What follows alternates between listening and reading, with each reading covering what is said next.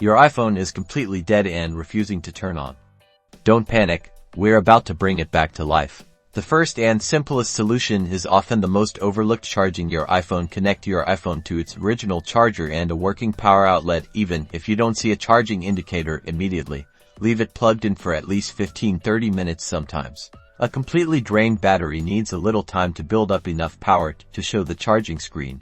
If charging doesn't work, it's time for a forced restart. The exact method varies slightly by iPhone model. For most iPhones with Face ID, like the iPhone X and newer, press and quickly release the volume up button, then press and quickly release the volume down button immediately after. Press and hold the side button until you see the Apple logo. For older iPhones with a home button, press and hold both the home button and the side or top button simultaneously. Keep holding them until you see the Apple logo appear on the screen.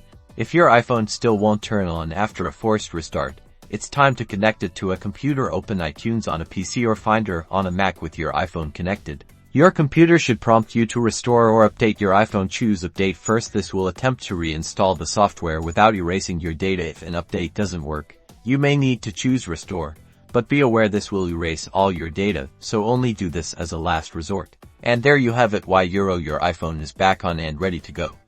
If none of these steps worked, it might be time to contact Apple support.